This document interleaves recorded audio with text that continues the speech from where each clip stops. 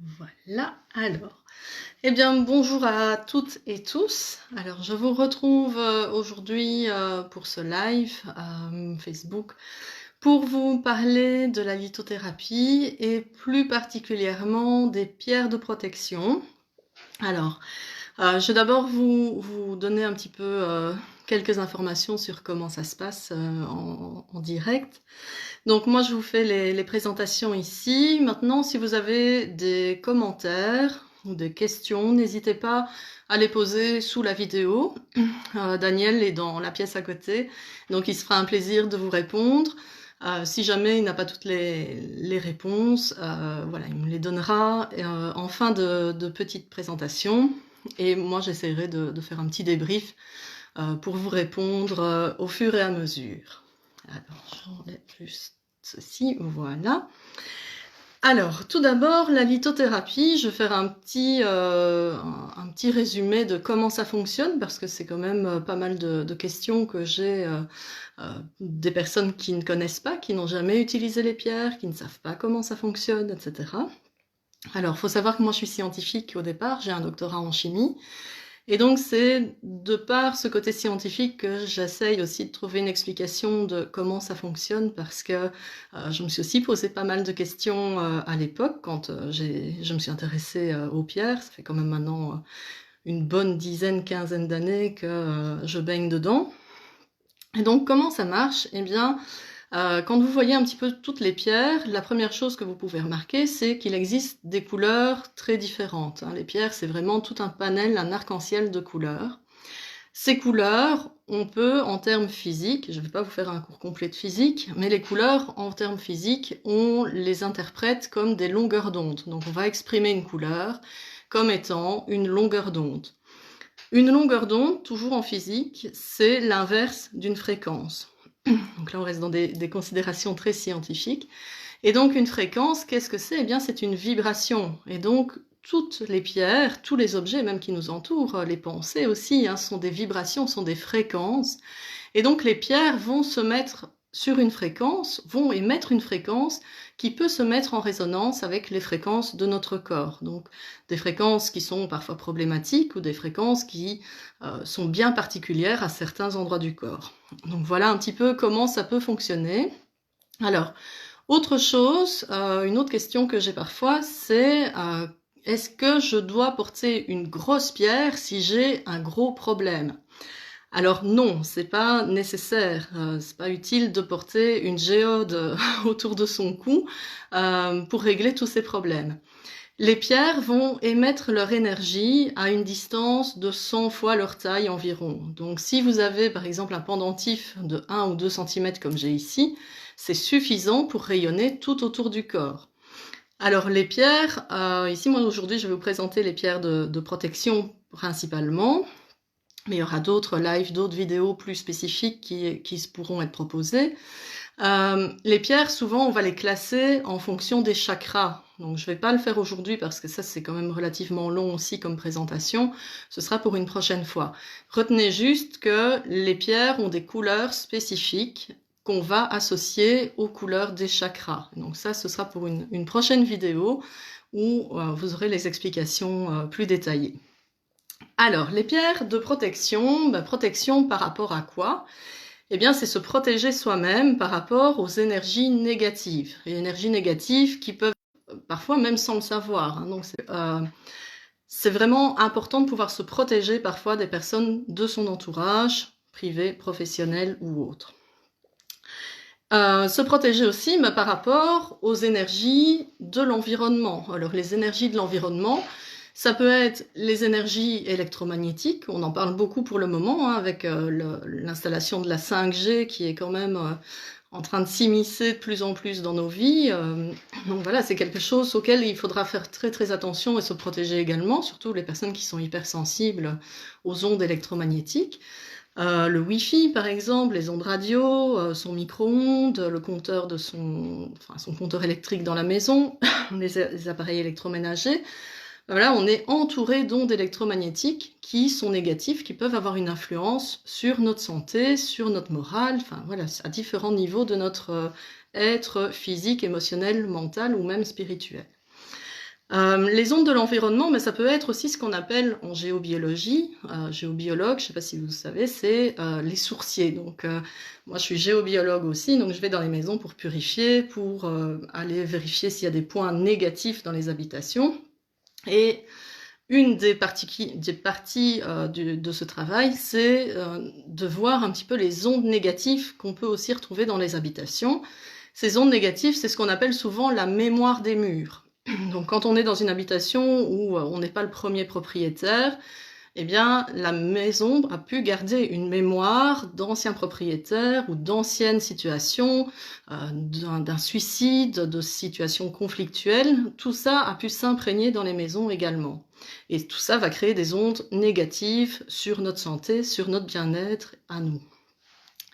Alors, autre type d'ondes négatives, alors là on en parle souvent un petit peu moins par peur d'aborder ce sujet-là, ce sont les ondes, les énergies venant d'entités. Donc les entités, on va dire entre guillemets les fantômes, je sais que ça existe, hein, j'ai été confrontée à ce genre de choses, maintenant je sais que tout le monde n'y croit pas, et chacun est libre d'y croire ou pas, mais les entités peuvent également avoir une influence sur notre bien-être dans les habitations. Alors, il existe différentes pierres pour se protéger, et là je vais juste faire une petite parenthèse que j'ai oublié de vous donner juste avant. Les pierres, eh bien, il faut le voir comme un complément, donc surtout n'arrêtez jamais un traitement médical pour utiliser uniquement des pierres, là j'insiste vraiment. Les pierres sont des compléments, ça va être des boosters, donc c'est des éléments qui vont booster l'influence d'autres choses que vous mettez en place, que ce soit un traitement médical, que ce soit une thérapie ou autre. Voilà, les pierres vont simplement être un complément pour améliorer des ressentis, pour améliorer l'efficacité de quelque chose ou pour vous protéger par rapport à différentes choses.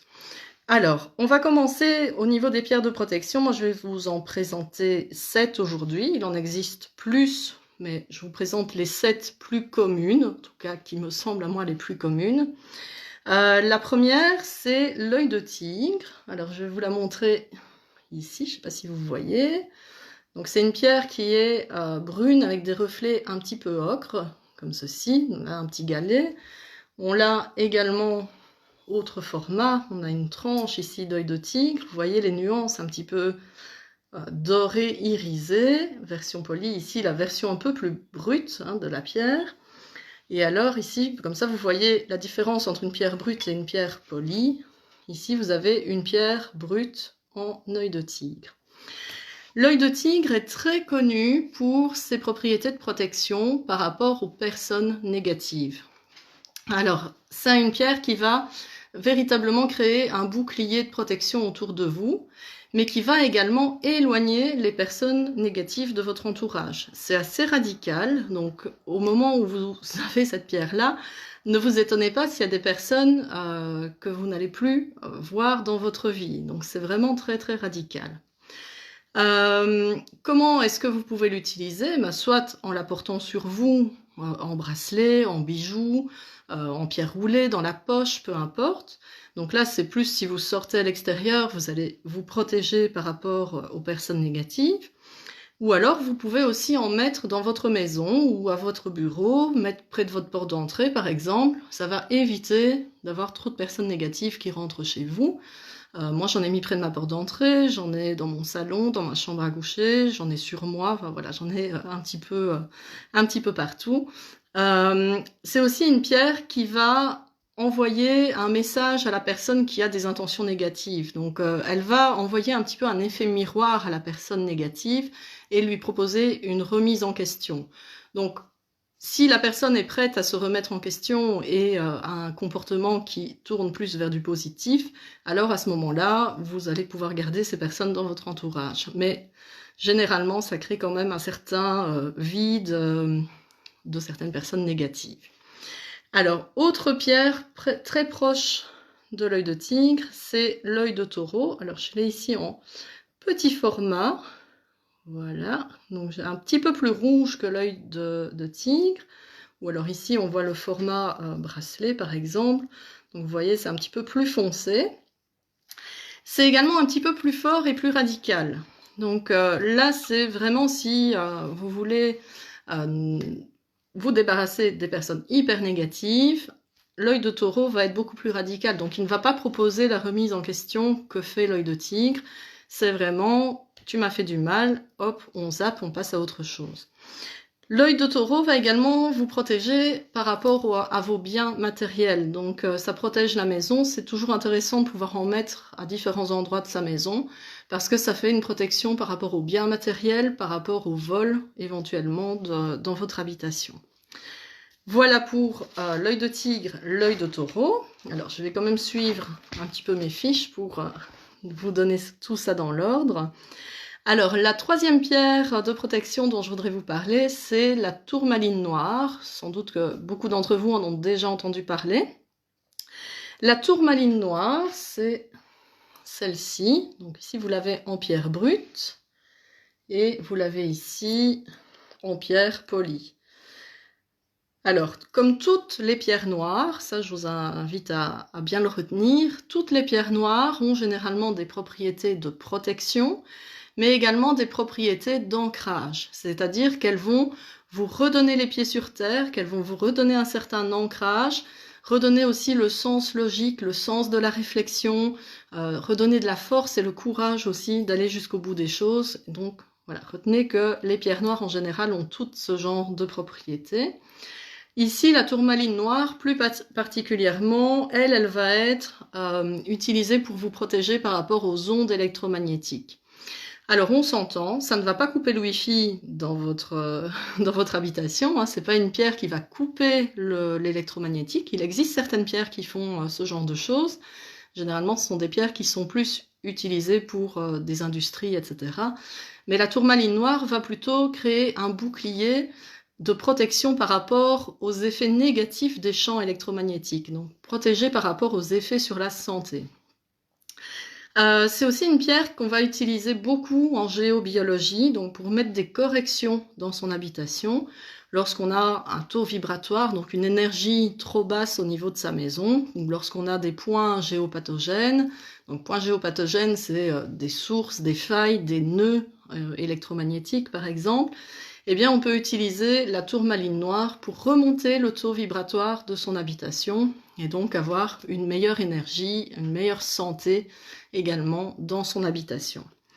Alors, comment est-ce qu'on peut l'utiliser? Eh bien, on peut la mettre directement sur son Wi-Fi, hein, sur sa boîte de Wi-Fi, sur son compteur électrique éventuellement. Ou alors on peut faire un bouclier, enfin ce qu'on appelle un bouclier autour de sa maison, c'est venir en poser une aux quatre coins de sa maison. Ça protège également un petit peu par rapport aux personnes négatives aussi, aux énergies négatives en général, mais ça a un effet moins radical que l'œil de tigre ou l'œil de taureau, c'est-à-dire que les personnes ne vont pas s'éloigner, mais vous allez être moins impacté par les pensées négatives ou les énergies négatives autour de vous. Donc ça va quand même créer un bouclier autour de vous, mais ça va être moins radical dans l'éloignement des personnes négatives. Voilà, je pense que je vous ai tout dit par rapport à la tourmaline noire. Voilà, alors, une autre pierre très intéressante aussi, avec laquelle moi j'ai un petit peu plus de mal, mais c'est tout à fait personnel. Il y a des personnes qui l'adorent, il y en a d'autres qui l'aiment beaucoup moins. Chez moi, elle me fait des effets parfois un petit peu bizarres. Donc elle me donne un peu le tournis, parfois j'ai un peu la nausée, donc c'est pour ça que je la touche un petit peu moins aussi. Je vais quand même vous la montrer. C'est la sunjite. Donc ça s'écrit shunjit, généralement on dit sunjit. Donc c'est une pierre qui est noire métallisée, donc à ne pas confondre avec l'hématite qui ressemble un petit peu. Mais ici c'est beaucoup plus léger, c'est une pierre qui est vraiment très très légère. Donc ici en version polie, et vous l'avez ici en morceaux bruts. Donc ici c'est un petit peu comme un morceau de charbon, ça laisse d'ailleurs des petites traces noires sur les doigts quand on la frotte un petit peu. La sunjit, que j'ai ici aussi sous forme de bracelet, c'est les mêmes propriétés que la tourmaline noire. Donc c'est une pierre qui protège par rapport aux ondes électromagnétiques, qui éloigne également les énergies négatives. Donc on peut tout à fait la mettre aux mêmes endroits que où on mettrait une tourmaline noire, c'est-à-dire sur son Wi-Fi, sur son compteur électrique, etc. pour se protéger par rapport à ces ondes électromagnétiques, à ces champs électromagnétiques. C'est aussi une pierre qui va stimuler le système immunitaire. Donc, en période virale, je ne vais pas dire qu'elle protège contre le Covid, hein, je ne vais pas jusque-là, mais en tout cas, elle va stimuler le système immunitaire et donc elle va amener quand même une certaine forme de protection, en tout cas de réaction du corps. Elle permet aussi de nettoyer le corps, elle va en tout cas amplifier l'effet de nettoyage du corps par rapport aux toxines. Donc ça permet, par exemple après des traitements médicaux assez lourds, porter une sungite par exemple, ça permet de bien pouvoir nettoyer le corps correctement par rapport à des résidus par exemple. C'est aussi une pierre d'ancrage, hein, je vous le redis, les pierres noires sont des pierres d'ancrage, mais c'est aussi une pierre qui va redonner de l'énergie, qui va rebooster et aussi redonner un meilleur moral quand on est un petit peu en moral un petit peu plus bas. Voilà. Alors, les autres pierres dont je vais vous parler sont les obsidiennes. Alors les obsidiennes, c'est une famille de pierres, c'est ce qu'on appelle aussi du verre volcanique. Donc en termes minéralogiques, je ne vais pas donner un cours de minéralogie, c'est pas non plus mon domaine, mais en minéralogie, les obsidiennes, c'est une forme de cristallisation, une forme de refroidissement de certains minéraux qui vont se fragmenter, enfin s'agglomérer et former ce qu'on appelle du verre volcanique. Alors il existe différents types d'obsidiennes. Je vais vous les citer, mais je ne vais pas toutes vous les montrer parce que ça, voilà, ça mériterait un séminaire ou un webinaire en soi sur les obsidiennes. On a l'obsidienne acajou, je vais quand même vous montrer à quoi elle ressemble, vous l'avez peut-être déjà vue. On l'appelle aussi mahogany, voilà. On a l'obsidienne argentée, donc c'est une obsidienne noire mais avec des reflets un petit peu argentés. L'obsidienne dorée, donc noire aussi mais avec des reflets dorés. L'obsidienne flocon de neige, que vous connaissez certainement, voilà. Alors, l'obsidienne larme d'Apache, celle-là je ne vous l'ai pas montrée, elle est noire, un petit peu translucide, parfois un peu brunâtre. On a également l'obsidienne noire, elle qui est toute noire, parfois un petit peu transparente également. Et alors peut-être la plus connue, c'est l'obsidienne œil céleste, qu'on appelle également l'obsidienne arc-en-ciel.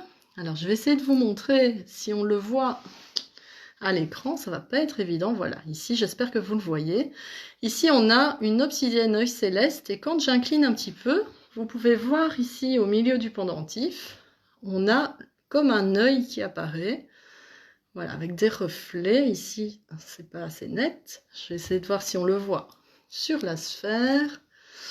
Non, sur la sphère on me revoit moins, peut-être un petit peu ici, vous voyez, il y a comme un œil avec différentes lignes qui apparaissent. Ça, c'est vraiment typique de l'obsidienne œil céleste. C'est comme un œil arc-en-ciel qui vous regarde. Donc j'en ai aussi une sur ma bague ici, mais je ne sais pas si on le voit, il y a trop de reflets. Donc voilà, mais si vous tapez obsidienne œil céleste, si vous allez voir sur mon groupe, vous pourrez voir cet œil qui est mieux marqué. Alors pourquoi je vous parle de l'obsidienne œil céleste? Parce que c'est la plus forte des pierres de protection. Donc, en tout cas, la plus forte des obsidiennes en termes de protection. Maintenant, c'est aussi une pierre qui est à utiliser avec beaucoup de précaution. Alors, précaution pourquoi? Eh bien, parce que c'est une pierre qui est utile lorsqu'on fait un travail thérapeutique, donc un travail sur le passé, sur des problématiques de son passé. Mais cette pierre va aller rechercher tous les blocages du passé et les ramener d'un coup à la surface. Et donc, si on n'a pas fait un travail préalable sur des problématiques lourdes éventuellement, eh bien, ça pourrait déclencher des grosses crises de larmes, des grosses dépressions, vraiment un mal-être assez profond. J'ai eu des retours de certaines clientes qui en avaient eu, voilà, qui étaient un petit peu désarçonnées par rapport aux propriétés de cette pierre. Donc, moi, quand j'ai des clientes qui viennent qui veulent acheter une obsidienne œil céleste, je dis toujours, faites très attention parce que c'est une pierre très protectrice, mais qui peut aussi parfois être limite en termes d'utilisation parce qu'elle est très très délicate à utiliser. Donc voilà, si jamais vous avez des obsidiennes œil céleste chez vous, sachez que si vous les tolérez, c'est très très bien. Maintenant, faites quand même toujours un petit peu attention quand vous l'utilisez. Donc, comme je vous disais, pierre de protection, pierre qui va aussi lever les blocages au niveau de son être intérieur. Les obsidiennes, donc toutes les obsidiennes ont ces propriétés de protection. La plus faible, c'est l'obsidienne flocon de neige que je vous ai montré ici, et la plus forte, l'obsidienne œil céleste dont je vous ai parlé. Toutes les autres obsidiennes ont vraiment des mêmes propriétés, mais à des niveaux et des intensités d'action un petit peu différentes. Donc on pourrait tout à fait utiliser une obsidienne noire, ou une obsidienne larme d'apache, ou une obsidienne acajou, de façon beaucoup plus soft qu'une obsidienne œil céleste. Mais voilà, ça mérite vraiment un séminaire en soi au niveau des obsidiennes. La pierre suivante dont je vais vous parler, moi c'est une pierre que j'aime vraiment beaucoup, c'est la labradorite. Je ne sais pas si vous voyez ici, c'est une pierre qui a des reflets assez merveilleux, des reflets bleus, parfois des reflets un peu jaunes. C'est difficile à voir, il faut vraiment le voir à la lumière du soleil. Ici, j'en ai encore une tranche, voilà, on le voit un petit peu mieux ici. Donc un côté poli, un côté un petit peu plus brut. On l'a aussi sous forme de bracelet, par exemple. Et alors ici, hop, j'en ai un énorme bloc de 2,3 kg en brut, donc il y a aussi des reflets bleutés assez magnifiques. Alors l'obsidienne, la labradorite, l'obsidienne c'est déjà fait. La labradorite, c'est une pierre qui est très très utile pour les personnes qui sont thérapeutes ou qui travaillent dans le domaine social ou qui reçoivent beaucoup de personnes chez elles, parce que c'est ce qu'on appelle la pierre des thérapeutes. Donc c'est une pierre qui va servir d'éponge émotionnelle à votre place. Donc ça c'est surtout utile lorsque on est très empathique, lorsqu'on a tendance à absorber les problèmes des personnes qui viennent nous voir en tant que thérapeute. Donc c'est important de pouvoir mettre une certaine distance, de ne pas s'approprier ces problèmes, sinon à un moment vous n'arrivez plus à faire votre travail correctement. Et donc la labradorite, c'est cette pierre qui va permettre d'absorber ces émotions négatives à votre place. C'est vraiment utile à avoir dans sa salle de consultation. Moi j'en ai une ici, je vais vous la montrer, elle est dans ma salle. Voilà. Donc vous voyez, c'est quand même déjà un gros bloc ici de labradorite, mais qui fait un super travail. Voilà. C'est une pierre qui doit être quand même aussi purifiée et rechargée assez régulièrement, parce qu'elle absorbe quand même très très fort les énergies, et donc elle risque de s'abîmer un petit peu plus vite que les autres pierres. Alors la dernière pierre dont je vais vous parler, celle-là je la présente en dernier parce qu'elle est vraiment particulière. C'est une pierre qui est assez forte aussi, mais qui est très délicate. Et d'ailleurs, je ne l'annonce jamais sur mon groupe de vente, je préfère toujours que les personnes me l'achètent en face à face, comme ça je leur donne toutes les précautions d'utilisation. C'est la galène. Alors moi je la prends avec les doigts, mais je vous conseille pas de le faire, moi j'irai me laver les mains après.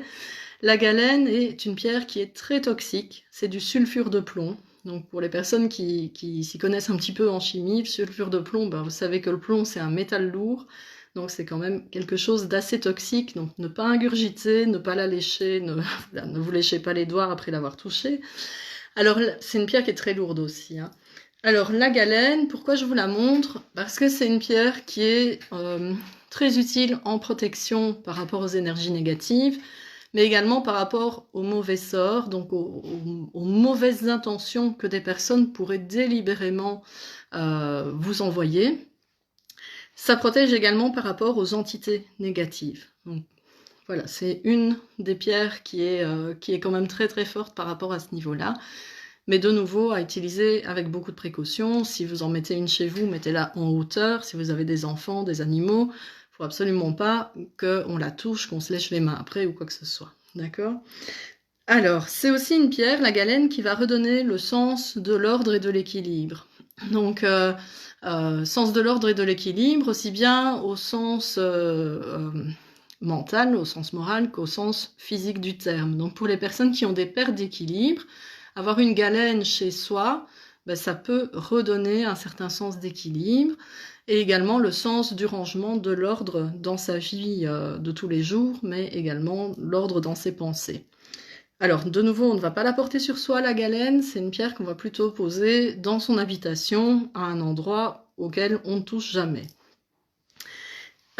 Voilà, je vous ai présenté donc 7 pierres de protection aujourd'hui. Je vais vous donner quand même un petit mot utile sur la purification et le rechargement des pierres. Donc ça, si je fais d'autres vidéos, je le redonnerai à chaque fois parce que c'est quand même utile de le répéter, de savoir comment on peut faire.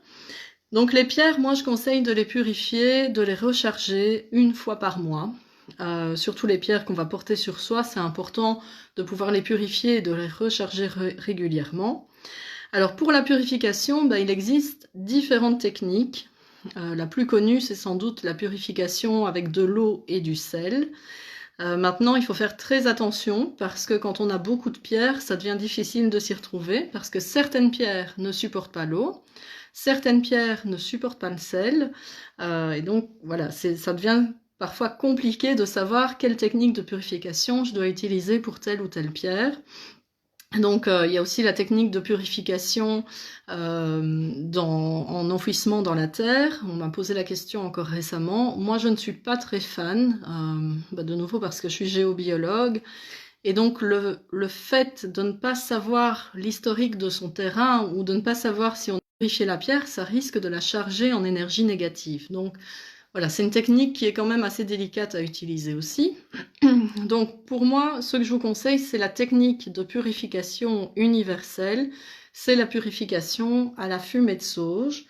Alors la sauge, je vous montre ici, j'ai un bouquet de sauge blanche. C'est de la sauge blanche qui est soi-même.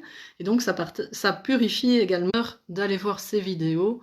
Donc voilà, vous pouvez aller voir donc sur la chaîne YouTube l'Arbre du Bonheur, vous aurez toutes les infos pour savoir comment purifier vos pierres à la sauge. Pour le rechargement des pierres, donc une fois qu'on les a purifiées, c'est important de pouvoir les recharger. Le rechargement des pierres, il y a 2 techniques, le rechargement au soleil ou le rechargement à la pleine lune. Alors à la lumière du soleil, il faut savoir que toutes les pierres ne supportent pas la lumière directe du soleil, notamment l'améthyste, le quartz rose, l'aventurine verte. Voilà, ça c'est 3 exemples de pierres qui risquent de se décolorer avec les rayons UV du soleil.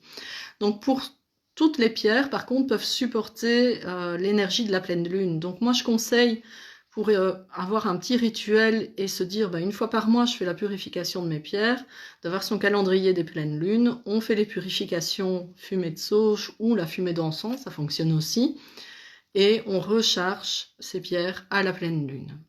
Voilà, donc ça c'est la technique universelle qui fonctionne vraiment pour toutes les pierres, il faut juste le faire vraiment avec conscience au cœur, le faire avec amour, et ne pas commencer à penser à sa liste de courses quand on fait la purification. C'est vraiment important d'être là en conscience lorsqu'on fait une purification, que ce soit de ces pierres, que ce soit de son habitation ou autre. Voilà, je pense avoir fait le tour. Je vérifie ici sur ma feuille. Je pense vous avoir parlé de tout. Donc, est-ce que vous avez des questions particulières, oui ou non? Là, j'attends que Daniel vienne me dire s'il y a des questions en particulier ou s'il a su répondre à tout. Si jamais vous avez d'autres questions qui viennent encore par après, n'hésitez pas, vous pouvez me contacter en message privé, je répondrai avec grand plaisir. Quoi dire d'autre? Si jamais vous n'avez pas vu ce live, si vous ne l'avez pas vu, ça ne sert à rien que je vous le dise, mais vous pourrez revoir aussi le live en replay ou alors sur la chaîne YouTube, parce qu'on va le mettre sur la chaîne YouTube après. Voilà, Daniel arrive, me dit pas de questions, donc voilà, c'est super. J'espère que ça a été, vous avez tout compris. Si pas, je suis à votre disposition à nouveau. Et alors, une question de Chantal. Pour les recharger à la pleine lune, faut-il les sortir? Non, ce n'est pas nécessaire. Donc, si vous êtes vous-même sensible à l'énergie de la pleine lune, c'est pas quand vous êtes dehors, c'est généralement quand vous êtes chez vous.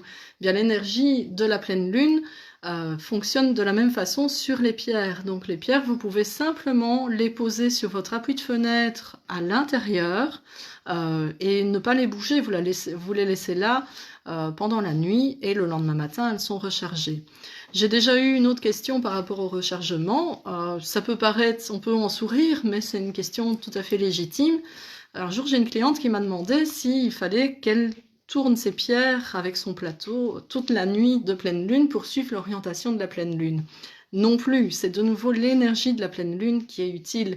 Même s'il y a des nuages, ça fonctionnera. Donc, pas de stress par rapport à ça, vous installez vos pierres sur votre appui de fenêtre et la lune fait le reste. Voilà. Alors, s'il n'y a pas d'autres questions, je vérifie encore. A priori, non. Voilà, merci. Merci à vous de m'avoir suivi. Eh bien, je vous souhaite une excellente journée. Prenez bien soin de vous. Et je reviens à vous d'ici quelques semaines, à mon avis, ou quelques jours. On verra bien s'il y a vraiment beaucoup d'engouement avec une autre thématique. Daniel vous présentera une thématique de développement personnel, par contre, dans les prochaines semaines. Voilà, je n'en dis pas plus maintenant, parce qu'on doit un peu affiner le sujet, mais si vous êtes intéressé par nos lives, restez vraiment à l'écoute de notre groupe, de nos groupes, de notre page et sur notre chaîne YouTube aussi. Tout pourra être vu en replay par la suite. Voilà, une excellente soirée et à bientôt. Au revoir.